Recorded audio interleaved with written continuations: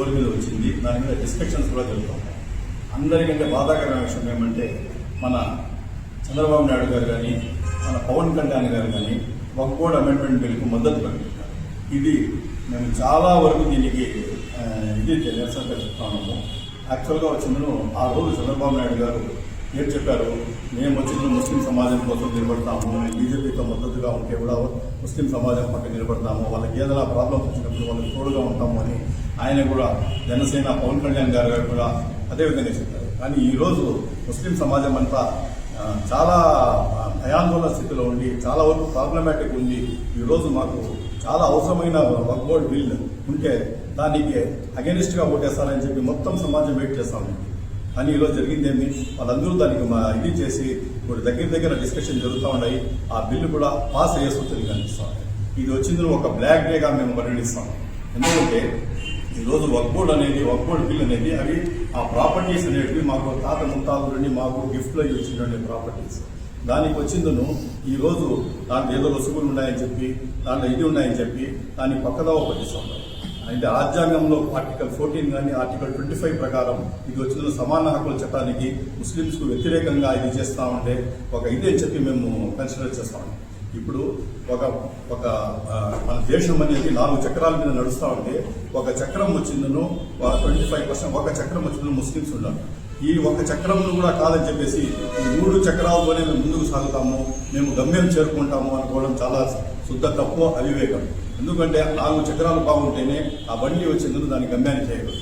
ఒక ముస్లిం సమాజాన్ని పక్కకు నెట్టేసి మిగతా వాళ్ళని ముందు తీసుకుని పోయి మేమంతా చేస్తాము అది చేస్తామని చెప్పి దాన్ని ఒక చక్రాన్ని పక్కన పెట్టేది పంచర్ అయినా ఏదైనా పక్కన పెట్టేసి చేస్తామంటే అది శుద్ధ అవివేకమని చెప్తాం.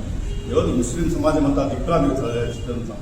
చంద్రబాబు నాయుడు గారి చేతిలో ఈ రోజు మొత్తం ఉంది. ఈ రోజు ఆయన అనుకున్నారంటే ఖచ్చితంగా ఆ బిల్లు కానీ నిలుపుదల చేయొచ్చు. కానీ ఆయన కూడా దానికి మద్దతు పలికినారు.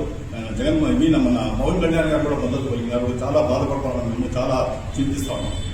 ఈరోజు ముస్లిం సమాజం మెజారిటీ ఆఫ్ ముస్లిం సమాజం YS Rajasekhara Reddy YS Jaganmohan Reddy side ఉన్నారు అని చెప్పి మీరు బాధపడతా ఉన్నారు.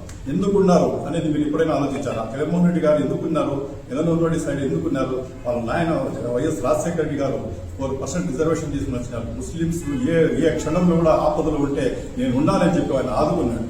అన్ని రకాలుగా ఆయన సహాయకారాలు అందించినారు. మీరు ఏది కూడా ఏ రోజు చేసింది ఏమీ లేదు. కానీ ముస్లిం సమాజం మాకు లేదు, వాళ్ళ పక్కన ఉండాలని చెప్పి మీరు చేస్తా ఉన్నారు. మీరు చేయండి. ఈ రోజు మీకు మంచి తరుణం. ఈ రోజు కానీ మీరు దీన్ని వక్ఫ్ బోర్డుకు వ్యతిరేకంగా ఓటు వేసేసి ముస్లిం సమాజం కోసం నిలబడి ఉంటే మొత్తం సమాజం మీ పక్క అయింది. మేము కూడా పూర్వపక్షాలు వివిధ కోల్పించింది. కానీ ఈ రోజు ఏం చేశారు, మీరు దానికి మద్దతు పలికించినారు. ఈ రోజు వచ్చిందను ముస్లిం ద్రోహులుగా మీరు మిగిలిపోతారు ఖచ్చితంగా చరిత్రలో. ఈ రోజు ఇది మొత్తం ముస్లిం మనోభావం దెబ్బతినే విషయం. చాలా ముస్లిం సందులు దీని గురించి చాలా వరకు బాధపడతా ఉంటారు. మా ఈ వక్ఫ్ బోర్డ్ ప్రాపర్టీ అనేది పక్కా మా ప్రాపర్టీ, ముస్లిం ప్రాపర్టీ. దీన్ని మీరు ఇది చేసుకుని ఈ రకంగా అమెండ్మెంట్ బిల్స్ తీసుకుని వచ్చేసి మీకు అనుకూలంగా దీన్ని మార్చుకొని చేస్తున్నారో చాలా మేమంతా చింతిస్తూ ఉన్నాము. దయచేసి ఈ రోజు కూడా ఇప్పటికీ టైం ఉంది. ఆల్మోస్ట్ ఫ్లోర్లో డిస్కషన్స్ జరుగుతూ ఉన్నాయి. ఇప్పటికీ టైం ఉంది. దయచేసి దానికి మీరు ఖచ్చితంగా దాన్ని అగెనిస్ట్గా చేసి ఆ వక్ఫ్ బోర్డు పాస్ కానికుండా చేయాలా. చేయని పక్షంలో మీరు ముస్లిం ద్రోహంగా మిగిలిపోతారు. ఇంకో విషయం వచ్చిందను, నేను ముస్లిం తెలుగుదేశంలో కానీ జనసేనలో ఉండే ముస్లిం లీడర్స్ను ఒక ప్రశ్న అడుగుతా ఉన్నాను. మీరు ఈ రోజు ముస్లిం తరఫున మీరు ఉండాలా, మీ తరఫున ముస్లిం సమాజం ఉందా? ఈ రోజు ఎక్కడ కూడా మీరు లీడర్స్ గా చలామణి అవుతున్నారంటే కేవలం ముస్లిం సమాజంతోనే మీరు ఈ రోజు లీడర్స్ గా చలామణి అవుతున్నారు.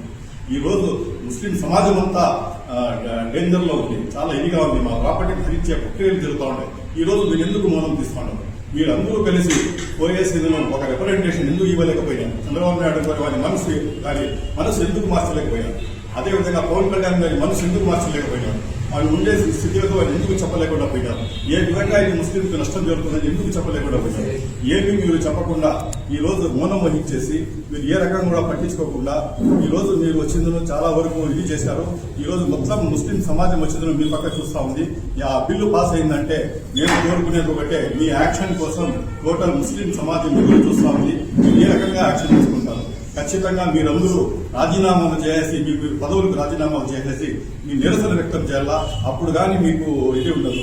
కాబట్టి ఖచ్చితంగా మేము కోరుకునేది ఒకటే, ఏ రకంగా అయినా ఇప్పటికీ లాస్ట్ టైం ఉంది, లాస్ట్ బాల్ ఉంది, ఇది ఉంది, ఏదో రకంగా చేయాల్సిందను ఆ బిల్లు రిలీజ్ చేసుకోవాలని చెప్పి ఆ చంద్రబాబు నాయుడు గారు కానీ మన పవన్ కళ్యాణ్ గారు కానీ మేము వచ్చి డిమాండ్ చేస్తాం.